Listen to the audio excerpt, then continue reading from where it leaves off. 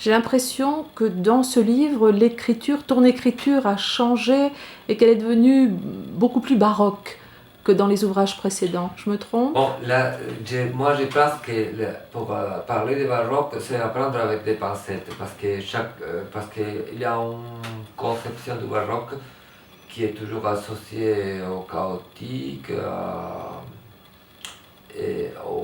à l'abondance. Et je crois que ça c'est très trompeur parce que le baroque en fait c'est un temps un peu insaisissable dans lequel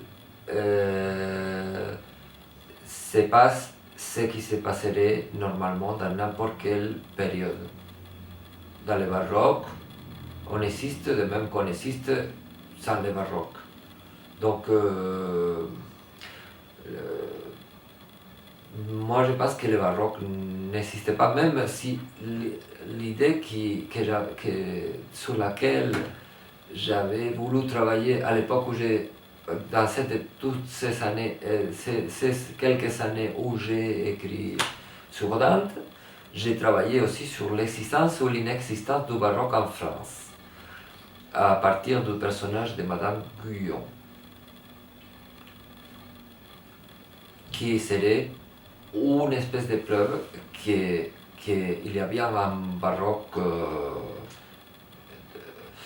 dans le baroque français, qu'il y a bien une existence baroque. Mais ça vient donner juste du fait que le baroque chez Madame Guyon, ça serait la révolte et la liberté totale, jusqu'à la provocation et à la transgression. Et pour ce qui est de la forme baroque, ça c'est une autre question. La forme baroque, je pense que ça serait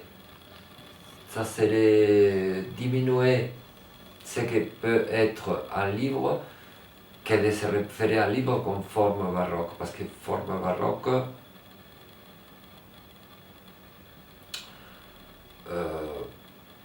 à mon avis, c'est plutôt, moi je dirais que c'est quelque chose de baroque quand ça va pas.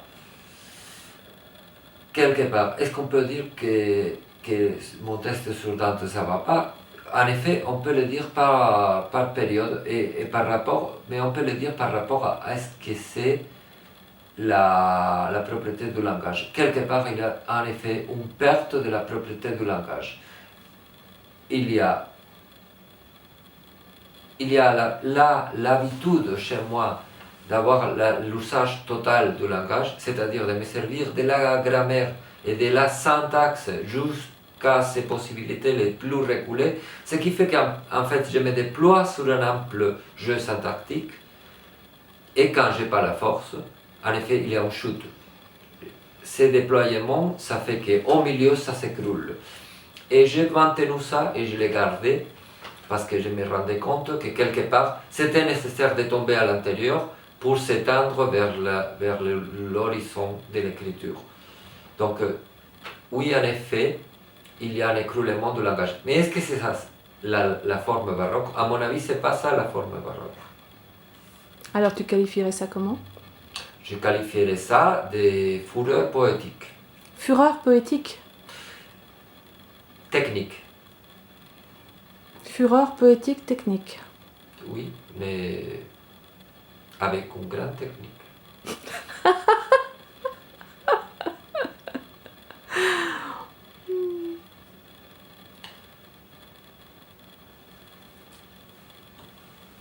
Dis-moi, il y a une Marianne derrière toi, juste sur la cheminée. Je me disais, est-ce que... Je me souviens que dans un de tes chapitres, il y a un titre... Politique. Oui. La révolution. Attends, qu'est-ce que c'était déjà les petits objets... Non, des articles bon marché pour la Révolution. Comment tu fais le lien entre l'objet poétique de ce livre et la politique? Moi, ce que je viens de dire tout à l'heure, c'est que du fait de se donner, quand on occupe les points de vue du poète, on se donne toutes les libertés. Et quand on se donne toutes les libertés, forcément, on met en évidence toute une série de mensonges qui sont dans le monde littéraire, et évidemment dans les structures de pouvoir historiques auxquelles qu'on rencontre dans la vie. Donc forcément, la liberté poétique déclenche la révolte politique. Et de ce côté-là, on ne peut être que révolutionnaire ou que finir révolutionnaire, comme dirait une mère qui regrette que son fils est mal tourné. On ne peut finir que par faire la révolution quand on se met à faire des poèmes ou à parler de la poésie même, si on parle avec propriété. Si on parle avec propriété, on parle de la liberté. Et si on exerce la liberté, on met en doute l'injustice et le mensonge. Donc, évidemment, je ne pouvais qu'attendre que ça explose en Espagne. Parce que... Une chose aussi, dans tes précédents ouvrages, tu écrivais en espagnol. Ici, tu écris en français. Oui, c'est parce que je pense qu'il faut adopter une langue d'exil